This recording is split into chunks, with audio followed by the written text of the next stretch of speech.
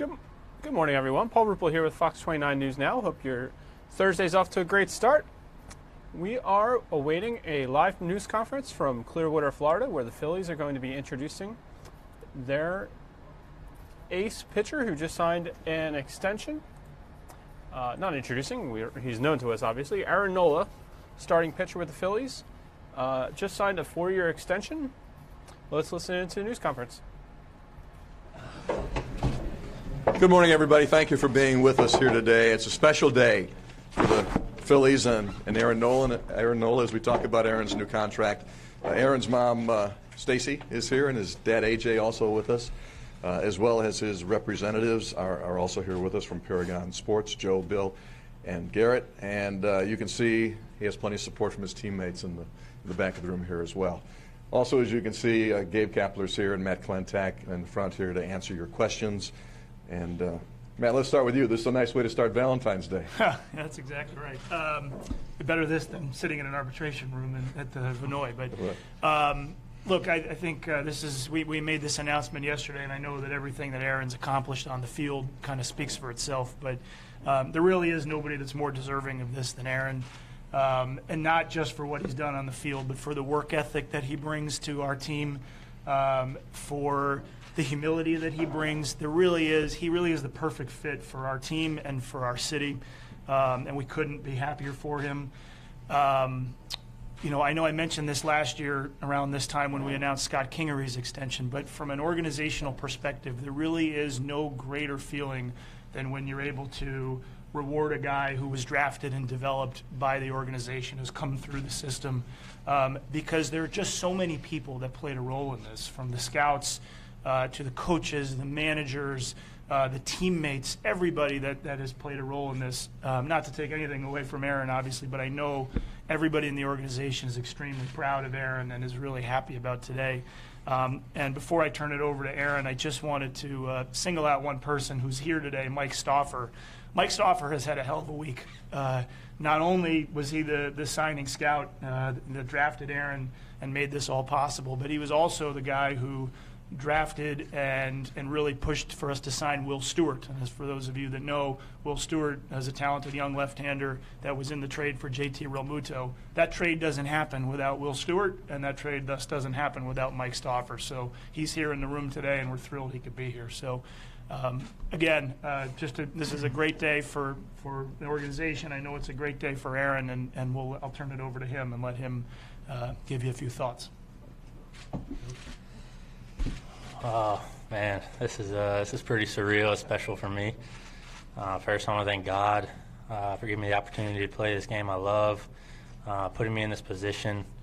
I want to thank the Phillies organization as a whole, Dave, John, Andy, Matt, Gabe, for all believing in me and giving me this opportunity. I thank my mom and dad for being here today, and I thank my family, my brother as well, and I'm really happy to be here for the next 4 years.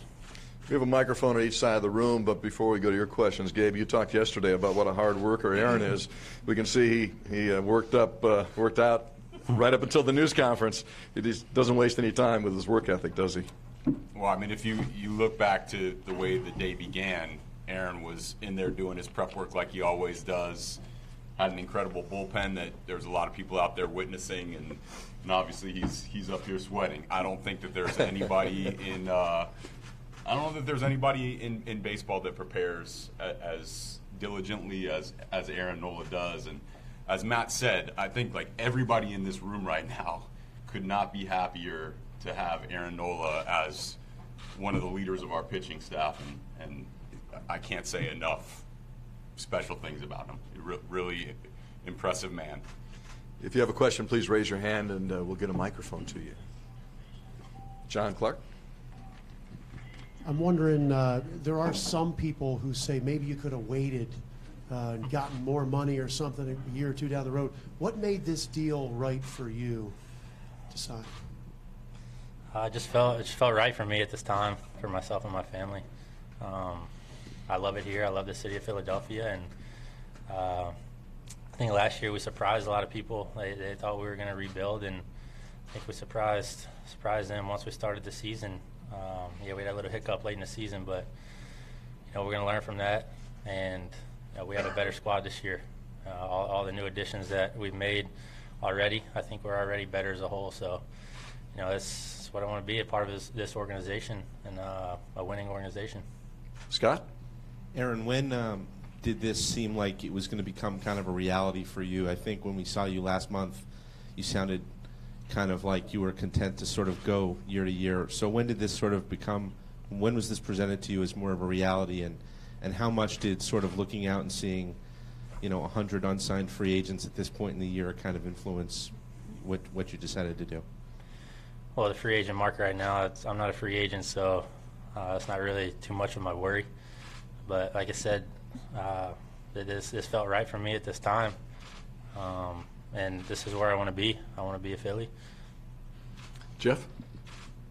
Gabe, I think yesterday talked about how you don't really like all the spotlight on you. You just want to work, play baseball, and go home. To be up here today and have all your teammates, a large group behind you, your agents, your family, this whole press conference, and you're kind of a shy guy perhaps. What is the feeling to now have everyone here for you and all this money? Well, I mean, I don't play specifically for the money. I play for the love of the game and play for my teammates. A lot of them are here today. I wasn't really expecting this. It's pretty cool. Thank you, guys. But for me, it's not they know that. I'm not just here to play for the money. I'm here to win.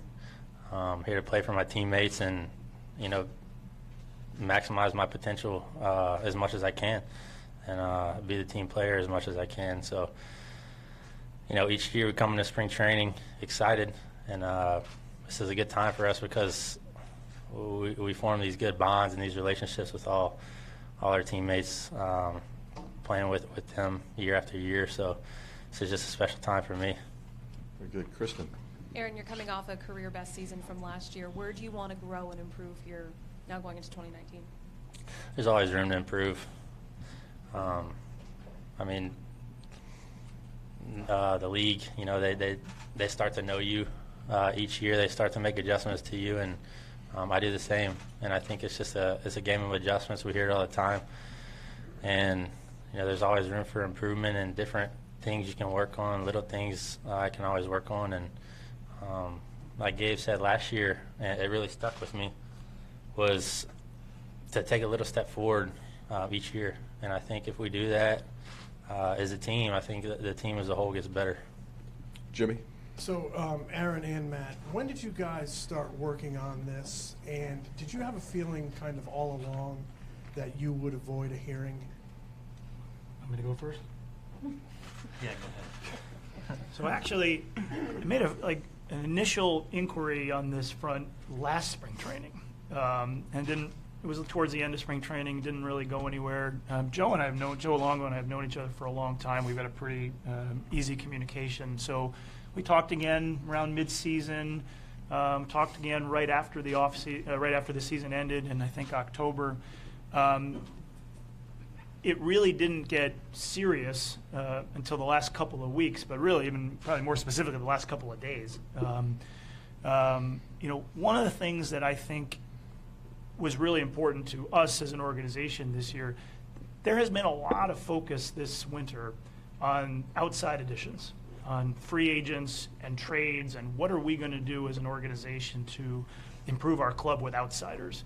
But the whole time we've been thinking we were going to do that, and we've done a lot of that, but we also need to make sure that we take care of our own guys, and we need to make sure we leave some money in the projected payrolls to do that, to take care of the guys that, as I said, were drafted, developed, and have earned that in our uniform. And that's always been on my mind, dating back really to the beginning of the offseason. And again, I think the deadline of an arbitration hearing, which would have been today, I think that helped oftentimes in our sport and in life.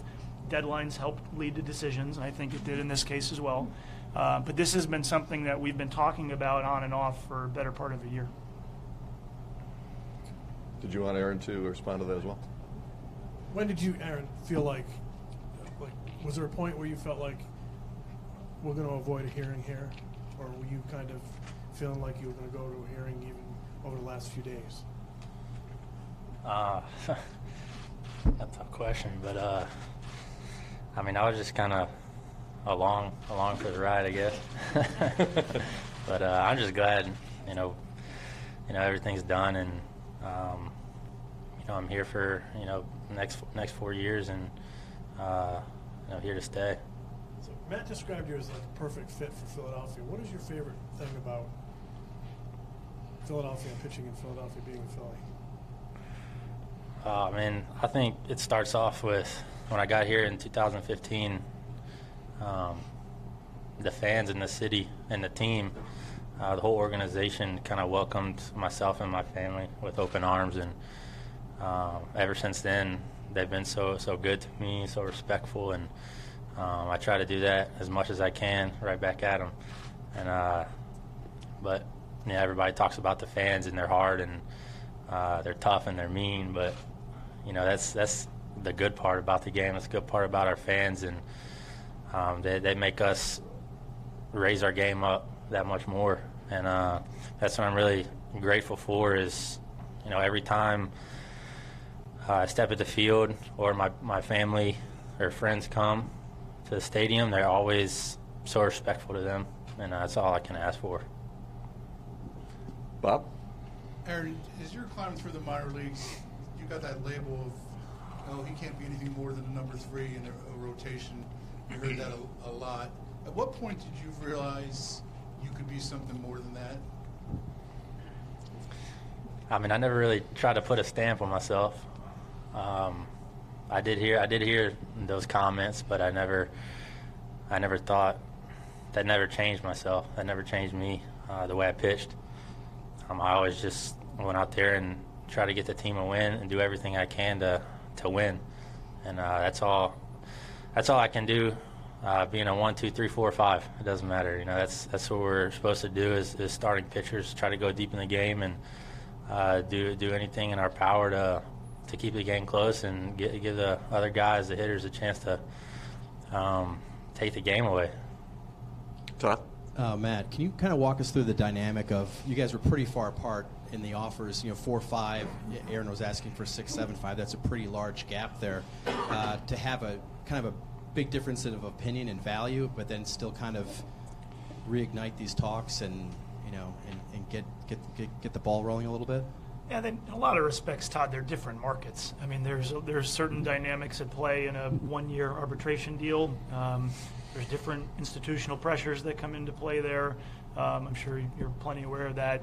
But then when you start talking about a longer-term deal, there's other dynamics that come into play. So, I credit Aaron himself, Aaron's family, and his representatives, for being open-minded. And truthfully, we explored a variety of different concepts and lengths and different structures of contracts over the last few weeks before arriving at the one that we settled on.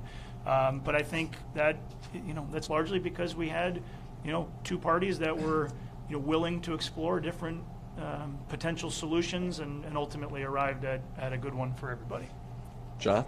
Aaron, a lot of times we don't get to see a lot of emotion out of you, but can you give us a window into what drives you inside? What makes you want to be one of the best? Where do you get it from? My mom will say it's from her.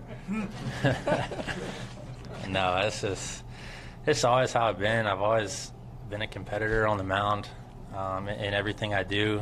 My brother, he's 3.5 years older than me, and we always competed, and it was always tough for me growing up. Him and one of our really good friends growing up never really let me play because they said I wasn't good enough and I was too small. And I guess over time it's just I kept wanting to play with them, be better and better, and then by the time you know it, I'm telling them they can't play. But I think that over time it is high school, college, professional ball came around. College really prepared me because it's all about winning over there. That's what they really stress is you want to get as far as you can, and that's kind of where it all started with the competitiveness and watching my brother. He never shows emotion either, so I kind got that from him, and still running with it. So this is kind of what I was taught, and I learned to never really show emotion, to never really tip the other team off. Matt, did you have a question or Todd? Matt, Gabe, you met Aaron a year ago, and within that year, is there one moment that sticks out that allowed you to see what kind of guy he is and how good of a pitcher he is? Matt, it's not one thing in particular. It's really the consistency of the guy every single day. And a couple of the words that have been consistently thrown out in this conference, winning and competitiveness. And I think those are the two things that sum up Aaron Nola. He's a competitor and he's a winner. Todd? Hey, Aaron, you're so even keel. You talk about how you don't show a lot of emotion. Did you show any emotion after this deal was done, or were you kind of like call up your parents and say, hey, Mom, Dad? You've been watching a news conference where the Philadelphia Phillies